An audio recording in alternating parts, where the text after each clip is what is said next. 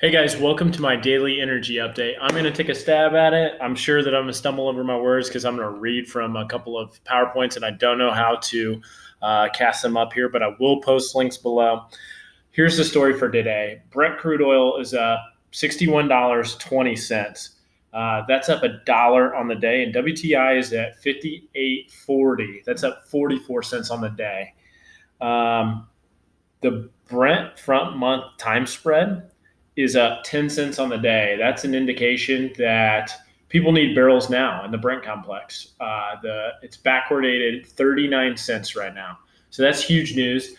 But I learned and found a great PowerPoint today that kind of talked about energy transition and the realities of what we're dealing with. So I'm going to kind of switch over to the demand side. Energy transitions occur in the direction of reduced costs and greater convenience. New energy sources usually add rather than replace older sources. So in America, a lot of my friends talk about, going green and whatnot, but what they don't realize is there's 660 million people in India who are still using wood to cook their food as their primary source of energy. So if we're going to get them to, use electricity or something like that, the world is going to consume more energy, particularly in Asia and India. And when we do that, the energy that we're using is not the absolute value of the energy consumption is going to continually go up, and likely, and really it will. It's shown history has shown that our burn of coal, our burn of petroleum, our burn of gas will continue to rise as well. Um, and then hopefully, what we can do is get all of this new demand on renewable energy. So any of the incremental, but old sources typically grow in absolute terms, even if they lose market share. So coal will continue to increase our burn, even if we're burning less as an overall market share of coal. I am going to paste this slide deck, which was put together by John Kemp. He's a really good analyst. I would suggest everybody follow him and subscribe to his newsletter. He's at jkempenergy. But on slide 11, it shows you Asia's energy transition and their growth since 1980 on different energy sources. So it's got coal way at the top, petroleum way at the top.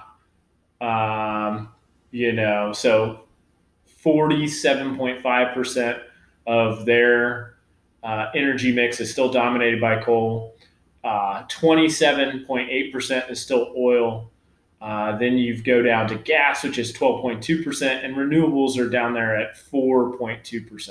So it's just the reality of the deal we're working with. Another piece of interesting information that I came across today.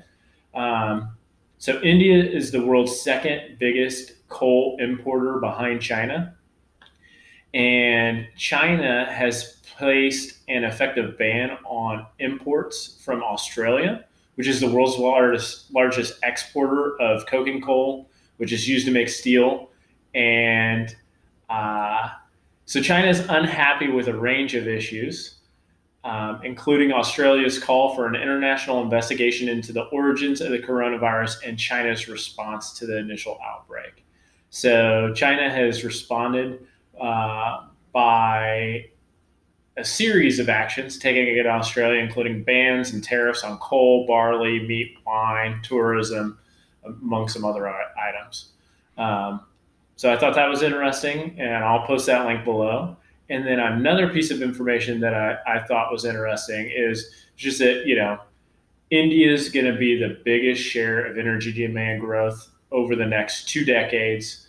Um, I mean, it's crazy the amount that they're expected to grow based on their GDP, India's GDP, and as they expand. So it's going to be interesting. I'll stop boring you with it. Let you read these three articles. But overall, crude oil's up on the day. Um, Brent spreads are up on the day. WTI spreads dipped a little bit, 2 cents, and those spreads are an indication of the oil market and its balance.